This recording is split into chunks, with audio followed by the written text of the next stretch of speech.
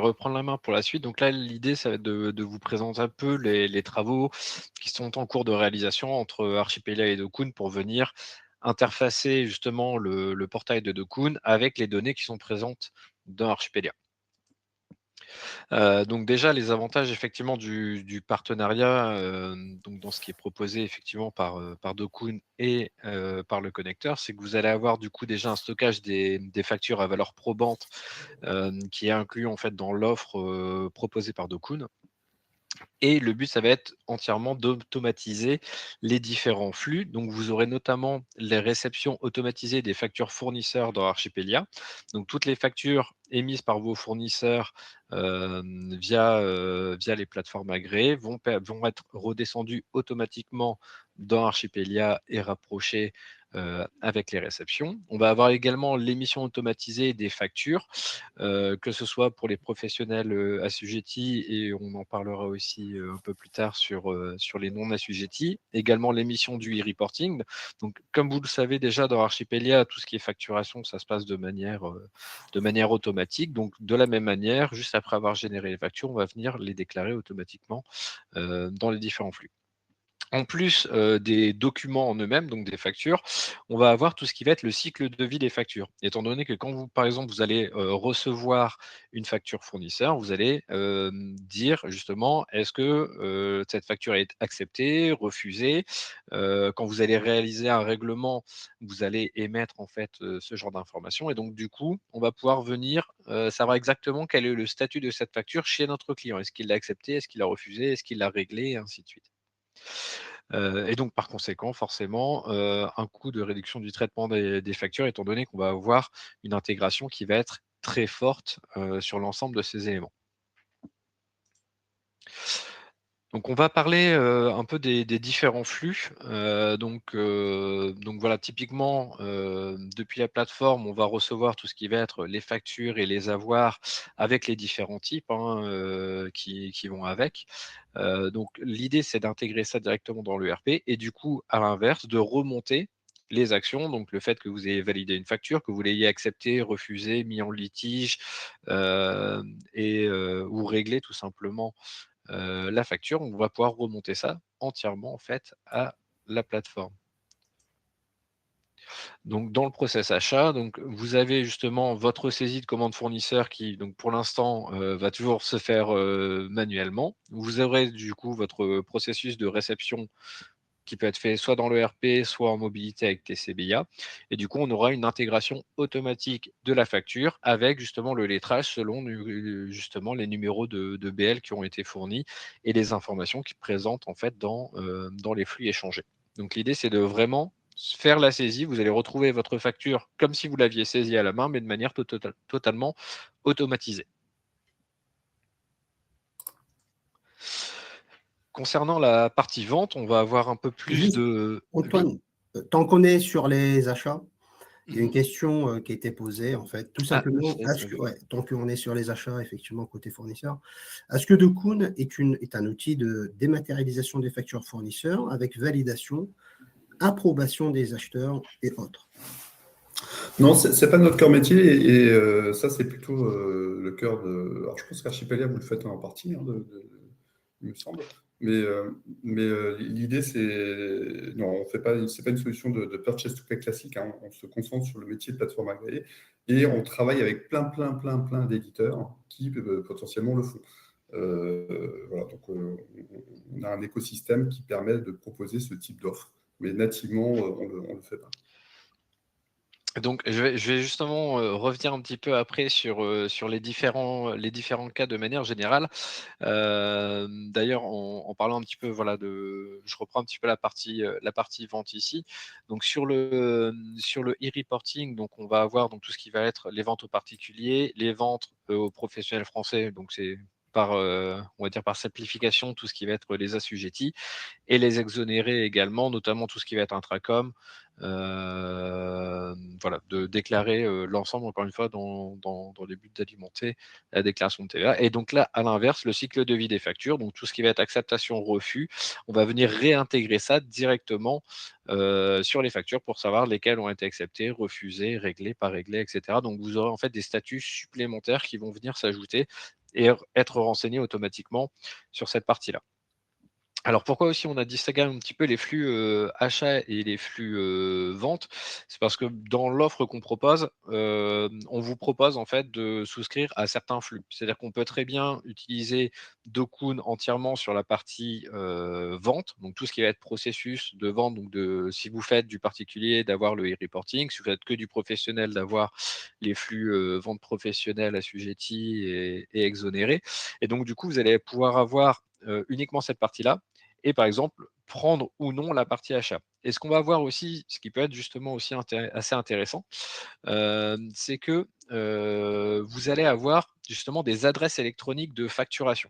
Donc les adresses électroniques de facturation, ça correspond donc il y a 4 possibilités. Soit en fait être émis directement sur un SIREN, soit être émis directement sur un SIRET, donc on n'est plus au niveau de la société, mais au niveau de chaque établissement.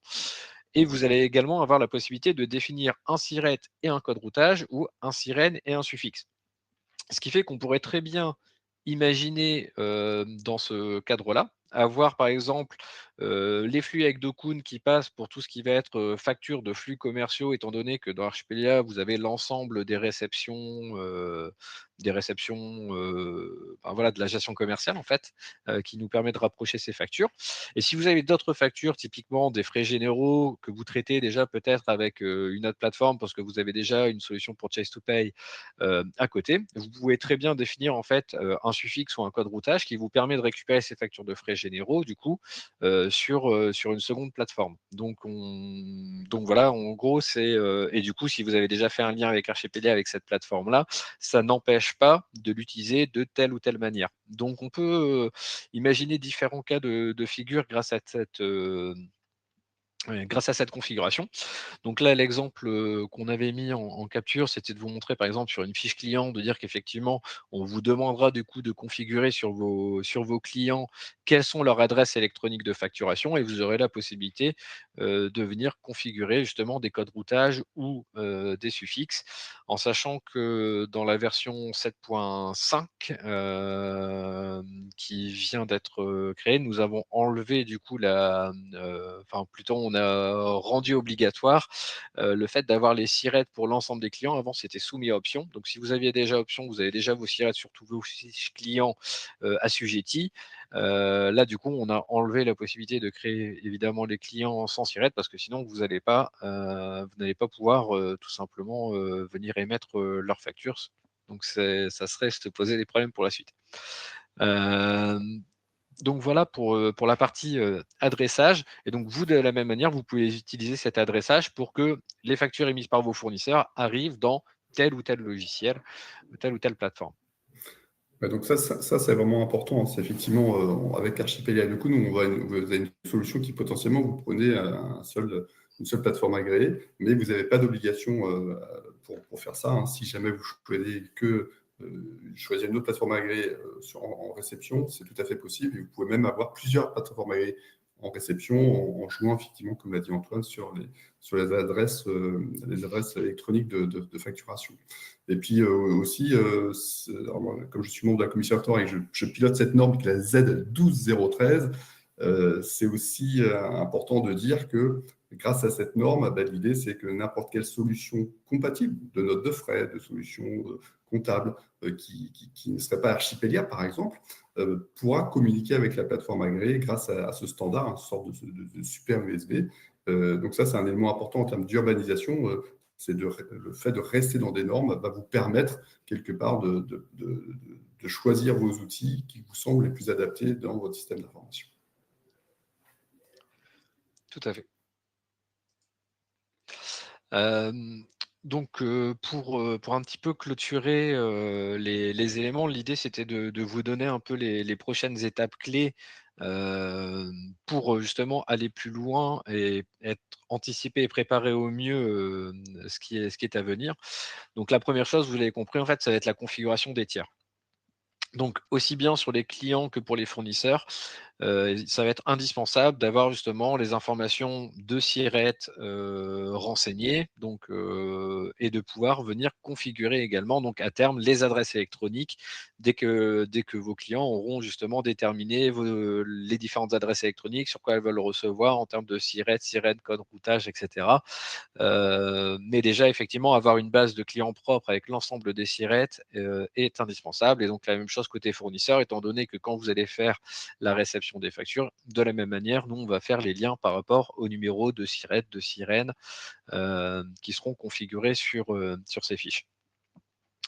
On a également, dans le cadre en fait de ces échanges, on va venir normaliser un certain nombre de champs. Donc, notamment sur les codes TVA, vous avez actuellement un champ libre qui vous permet de renseigner les mentions légales, notamment tout ce qui va être notes d'exonération, etc. Vous allez voir en fait au fur et à mesure des versions d'Archipelia venir arriver des nouvelles configurations, étant donné qu'on va avoir des correspondances fortes à configurer, notamment par exemple sur les mentions légales en termes d'exonération, on a des codes spécifiques en fait à envoyer et pas juste un simple texte. Donc il faut vraiment imaginer que la réforme vient également normaliser un petit peu tous ces échanges-là que l'on va avoir. Donc là, justement, on est en train de réaliser ça. Donc, dans la version 7.6, vous verrez, donc là, comme je disais, on a par exemple rendu le SIRET obligatoire, commencé à préparer un peu les choses. Dans la version 7.6, que vous aurez plutôt là sur le deuxième trimestre 2026, c'est-à-dire qu'on va venir ajouter des configurations supplémentaires, notamment tout ce qui va être autour des codes routage, notamment autour de tout ce qui va être liste des mentions légales, des codes à faire, donc de venir configurer avec l'aide de votre chef de projet tout ce qui va être nécessaire pour préparer les flux. Donc c'est également important du coup de communiquer auprès de vos équipes. J'ai vu qu'il y avait pas mal de gens qui sont venus à plusieurs, c'est très très bien. Donc sensibiliser justement vos services à la réforme, et ça va être aussi former vos collaborateurs aux nouvelles procédures et nouvelles obligations liées à la réforme. Donc si vous avez vos commerciaux qui font des ouvertures de comptes, etc., ça va être justement de mettre en place les procédures pour avoir toutes les bonnes informations pour être, voilà, être sûr de pouvoir communiquer ensuite l'ensemble des éléments. Puis, par exemple, ça peut être aussi gérer le cycle de vie, hein, parce que la réforme de Tout à cette fait. facture, de la facture électronique, c'est qu'il y a une nouveauté, c'est que le cycle de vie sera dématérialisé. Donc, comment traiter une facture qui a été rejetée, refusée, approuvée partiellement, mise en litige par votre client, par exemple. Donc, il y aura quelques nouveautés en termes fonctionnels qui seront bien appréhendées et bien former vos collaborateurs sur ces nouveautés. C'est ça, et c'est vrai que là, après sur le temps qui nous est donné aussi, on n'est pas forcément rentré dans le détail, mais c'est vrai que quand on parle de facture, c'est vraiment au sens large du terme, dans le sens où ils ont prévu les différents cas pour établir aussi bien les factures d'acompte que les factures finales, les avoirs. On a la possibilité également, donc quand vous faites par exemple un avoir différence de prix dans Archipelia, ça va être un code spécial qui est en fait une correction suite à une facture, etc. Et donc il y a des codes en fait pour l'ensemble de ces échanges pour savoir à quoi tout cela est lié en fait. Donc ça va assez loin dans le détail, et donc forcément il y aura effectivement des choses à faire un peu évoluer dans les process de chacun. Et du coup, effectivement, la dernière étape, c'est effectivement d'anticiper, donc de définir donc, les représentants légaux pour chaque établissement, étant donné que, peu importe la plateforme qui sera, que vous choisirez, là où les plateformes, sélectionnées, vous allez devoir définir quels sont les représentants légaux pour chaque établissement, étant donné que vous aurez des mandats, en fait, assignés qui permettent, comment dirais-je? De donner le droit d'émettre les factures.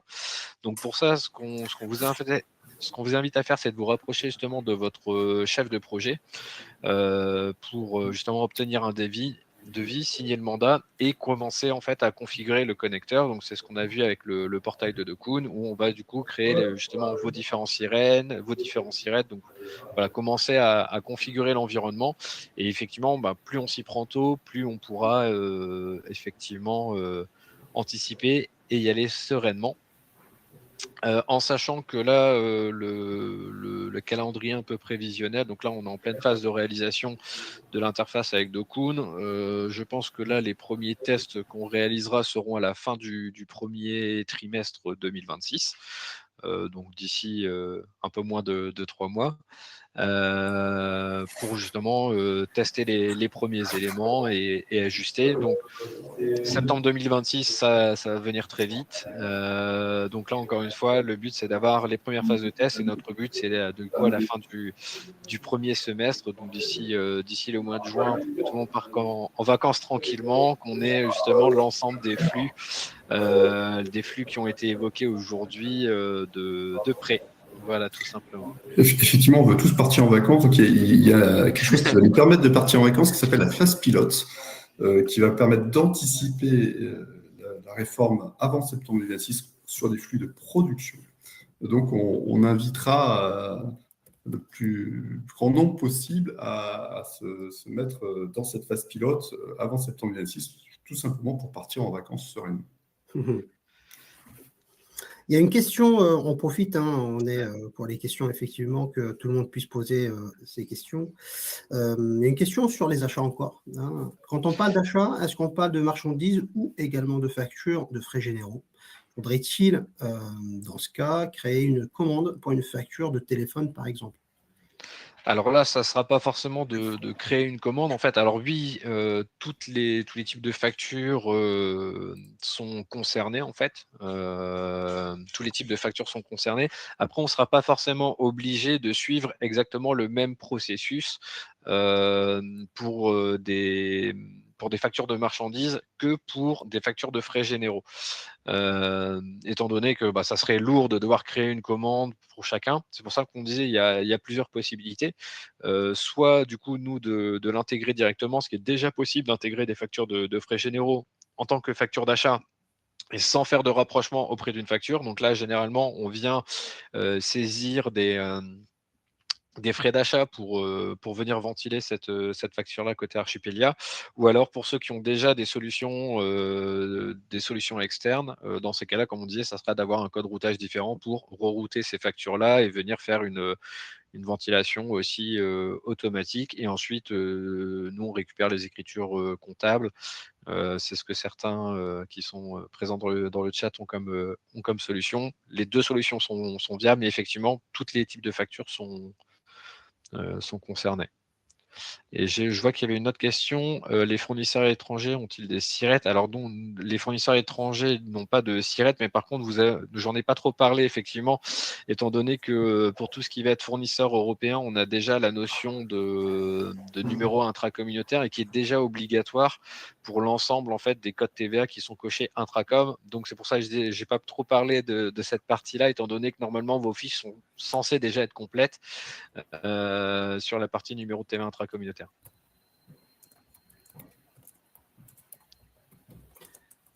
Il y a une autre question d'ordre international. Des prestataires comme Google, Microsoft, LinkedIn, etc., vont-ils envoyer leurs factures via une plateforme agréée? Alors après, là, pour le coup, tout dépend dans le sens où là, l'obligation actuellement des factures, ça va être vraiment pour, dans l'état actuel des choses, ça va vraiment être vos fournisseurs français qui vont vous émettre en fait ces factures-là. Pour les autres, a priori, il n'y a pas encore d'obligation. Et comme le disait Alban en fait en préambule, c'est quelque chose qui va arriver assez vite, notamment au niveau européen. Avec Vida pour. Voilà. Donc dès 2030, vos fournisseurs européens seront dans l'obligation, et vous-même, vous serez dans l'obligation d'envoyer des factures dans l'Union européenne. Donc ça, c'est l'horizon 2030. Et ce que j'ai indiqué en préalable, c'est que même s'il y a une obligation en 2030, il y aura aussi des fournisseurs qui vont anticiper cette obligation. Et vous-même, je vous invite à anticiper cette obligation. C'est pour ça que je parlais notamment de nos amis belges. Donc concrètement, tout ce qu'on est en train de vous montrer, ça va marcher. Paradoxalement, peut-être que vos premières factures arriveront de fournisseurs belges, parce que ce sont eux qui seront déjà prêts finalement.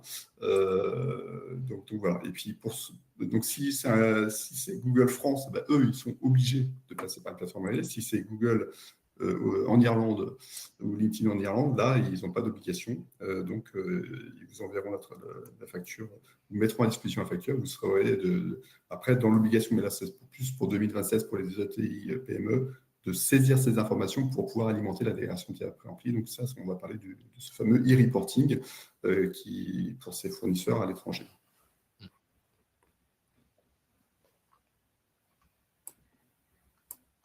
Ok. Je ne sais pas si vous avez d'autres questions. Effectivement, là, on a parlé de hors UE. Tu viens de répondre, Alban, à cette question qui a été déjà posée aussi. Voilà, je ne sais pas si vous avez d'autres questions. On est là pour répondre, bien entendu. N'hésitez pas. Hein. Les questions les plus compliquées, on les prendra. Exact. Ou c'est la preuve que c'est clair aussi. Peut-être c'est tellement limpide que il n'y a pas raison de poser de questions. Voilà.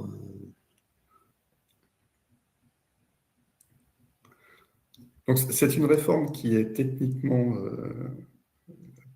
assez simple, qui fonctionnellement peut être assez compliquée parce que la TVA en France est très compliquée, mais tous ces sujets fonctionnels techniques et assez compliqués, on essaye de le rendre simple hein, avec Archipelia et DoCoon, donc de masquer cette complexité. Maintenant, il peut y avoir des sujets très très compliqués, hein, donc n'hésitez pas, hein, si jamais vous avez des cas d'usage particuliers. En général, on a vu tous les cas plus compliqués, mais n'hésitez pas, si vous en avez, de faire partager. Alors, pour répondre à la dernière question, pour les achats, peut-on avoir plusieurs prestataires? Oui, totalement. Donc, c'est vraiment pas exclusif. Comme on disait, l'idée, c'est juste de savoir dans l'annuaire quelle plateforme correspondra à quel code routage. Donc, comme on le disait, si vous voulez communiquer à certains fournisseurs de passer par telle plateforme et à certains fournisseurs de passer par telle plateforme. Donc, comme on disait, pour des raisons, par exemple, marchandises ou frais généraux, vous donnez tout simplement en fait, des codes routage différents à vos fournisseurs et du coup, ils vont vous inscrire, ils vont récupérer en fait et mettre à des adresses différentes. Et donc, on peut très bien avoir une plateforme, par exemple, DoCoon sur la partie marchandises et une autre plateforme de votre choix pour la partie frais généraux en parallèle. C'est vraiment pas exclusif. Voilà.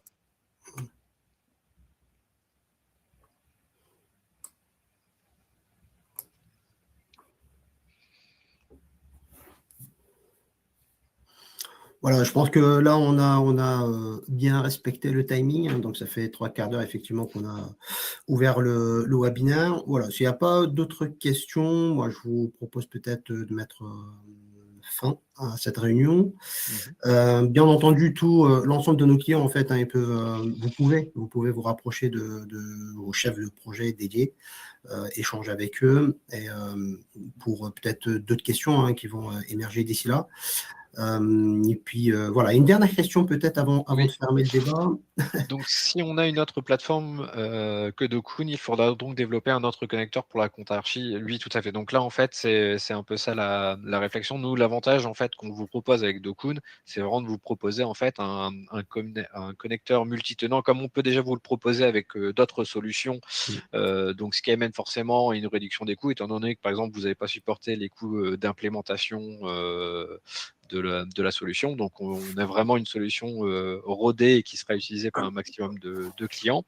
Après, effectivement, si on doit se connecter à une autre plateforme, tout dépend en fait en plus des flux échangés. Certains ont des flux un peu propriétaires dans la manière d'échanger. Donc là, oui, on passe sur un connecteur spécifique, mais encore une fois, qui est possible. Ça, vous pouvez justement voir avec votre chef de projet. Mais c'est voilà, comme un flux avec une application qui vous est propre, c'est quelque chose qui est entièrement possible d'être réalisé. Peut-être une dernière question. Quelles sont les différences entre DoCoon et Use? Alors, DoCoon en Use et DoCoon ont des deux plateformes agréées. Hein. Nous, notre positionnement, c'est vraiment de travailler avec les éditeurs. C'est-à-dire que, vous voyez, la solution qu'on vous propose, c'est une solution 100% intégrée à Archipelia. Notre vision, c'est que pour que vous ayez la meilleure expérience utilisateur, que vous n'ayez pas à aller à naviguer dans plusieurs portails, voilà, on intègre par API de manière assez transparente, donc avec une collaboration très forte avec l'éditeur. Voilà. Alors que Use, c'est vraiment une solution qui va être très adaptée, notamment si vous avez des circuits de validation forts, si vous voulez avoir des validations à plusieurs niveaux. C'est vraiment une solution, ce qu'on appelle Purchase to Pay. Donc voilà, tout dépend de vos besoins. Si votre besoin principal, c'est de rapprocher des commandes avec des factures, Archipelia le fait très bien. Si vous avez beaucoup de frais généraux et que vous avez un circuit de validation plus complexe, un Use, typiquement, va être très, très adapté. Donc voilà, nous, on travaille avec d'autres solutions de purchase to pay de type Use. On a plein de partenariats avec ce type de solution. Voilà, l'idée, c'est que vous trouviez le meilleur outil pour répondre à vos besoins. Et pour compléter ça, c'est vrai qu'il faut comprendre que parmi en fait les plateformes agréées, toutes n'ont pas la même vocation. Certains en fait sont un logiciel qu'on vous vend avec une plateforme agréée, on va dire incluse. Donc forcément, les modèles sont pas les mêmes, étant donné qu'on va avoir d'un côté plutôt des plateformes qui sont des pures plateformes plutôt orientées flux. D'un autre côté, certaines vous vendent de cette partie-là plus en fait un logiciel. Donc après, c'est aussi des questions de coûts, etc. Qui sont induites par ça. Et une dernière question, est-ce qu'on peut utiliser Dokun et ne pas faire de comptabilisation automatique des frais généraux? Après, oui, je pense que ça serait des choses qu'on peut réfléchir ensemble, en fait, tout simplement, dans ce qu'on va réaliser, dans le sens où, encore une fois, par exemple, on pourrait très bien configurer dans Archipelia qu'on va consommer certains codes routage et pas d'autres. Donc, je pense que c'est des choses qui sont envisageables. Je pense que ça, après, on peut justement échanger. On est encore dans une phase justement de construction et le but aussi, c'est encore une fois de construire ça avec nos clients. Et donc voilà, en gros, les premiers avec lesquels on va venir échanger vont servir justement à alimenter un peu la réflexion et voilà, et alimenter la roadmap et les besoins là-dessus. Donc là-dessus, on vous fait confiance pour nous remonter justement vos cas métiers, vos particularités, même si effectivement la réforme couvre c'est pas pour jeter des fleurs à Alban, mais avec, avec la commission AFNOR, ils ont quand même fait un travail justement de concertation qui était très avancé avec justement toutes les parties prenantes. Ils ont pensé à beaucoup de cas différents pour justement gérer un peu tous les cas et pas que des cas, on va dire, administratifs. C'est vraiment avec des entreprises, etc. Et donc, du coup, il y a toujours des possibilités justement de s'en sortir derrière. Après, c'est à nous, dans ce qu'on va consommer, dans ce qu'on va envoyer, de mettre les bonnes configurations pour récupérer que ce dont on a besoin derrière, voilà, tout simplement. Et d'ailleurs, même comme ça, c'est qu'on parlait comme ça, derrière le portail de Dokun, on pourrait même être plusieurs à consommer derrière Dokun les différents flux selon, encore une fois, des codes routage, etc. On peut configurer plusieurs clés API sur le portail, etc. C'est encore une fois une solution très bien pensée. Et puis aussi, Archipelia, on a parlé de la norme Z12013, donc Dokun, évidemment, on est conforme à cette forme de super USB, et Archipelia est aussi conforme à cette norme, de fait, puisqu'elle a choisi de travailler avec une plateforme qui utilise ce connecteur universel. Donc voilà, c'est à vous de construire votre système d'information en utilisant les standards. Et en tout cas, n'hésitez pas encore une fois à vous rapprocher justement, à refaire un point complémentaire avec votre chef de projet pour qu'on puisse adapter en fait justement et réfléchir ensemble à votre cas spécifique. C'est vrai que là, on n'a pas une solution unique à proposer à tout le monde. Donc, on va toujours, enfin, malgré effectivement les mutualisations possibles, on va réfléchir ensemble à qu'est-ce qui est le plus adapté par rapport à votre écosystème informatique dans tous les cas et par rapport aux solutions qui sont déjà mises en place chez vous.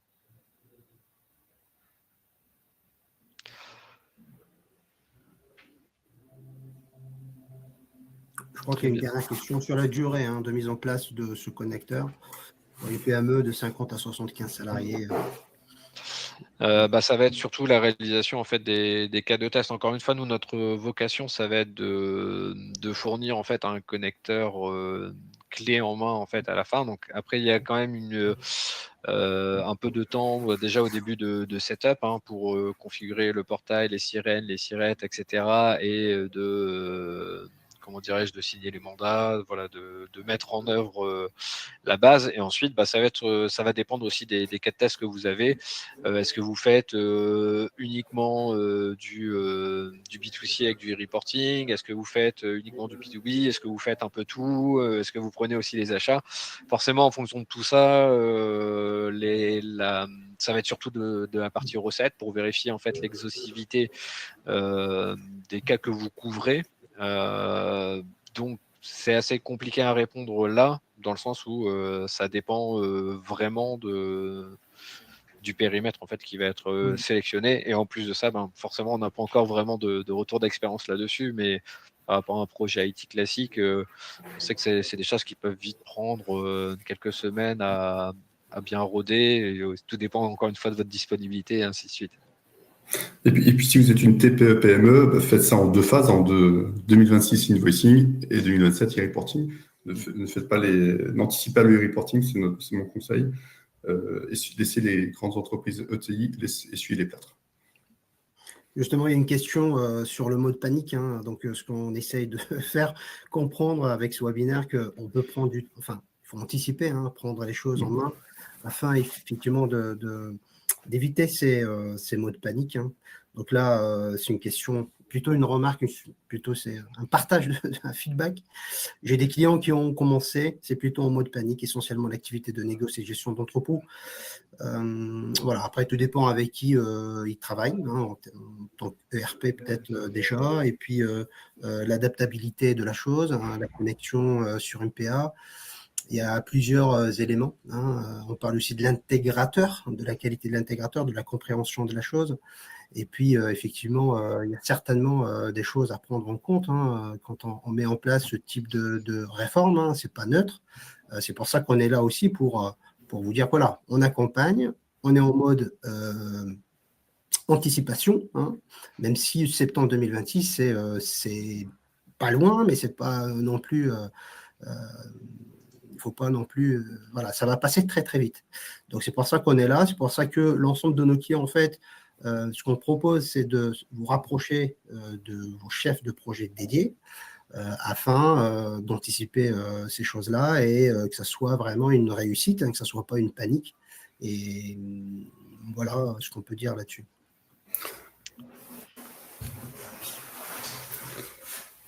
Et puis, ce que je vous propose également, peut-être échanger ensemble, voir ce qu'on peut proposer peut-être Archipelago Dokun pour votre client.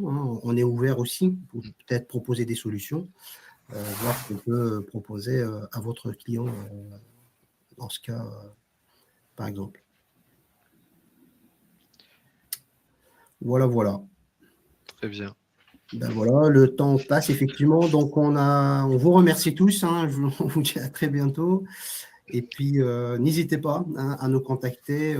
Vous avez nos coordonnées. On serait heureux d'échanger avec vous le cas échéant sur les RFE, sur le RP et surtout sur la connexion Archipelago Dokun, sur la proposition de valeur, sur cette norme-là. Voilà, donc à très bientôt. Merci beaucoup. Merci Alban, merci Fares, au revoir. Merci Alban, merci Antoine. Au revoir.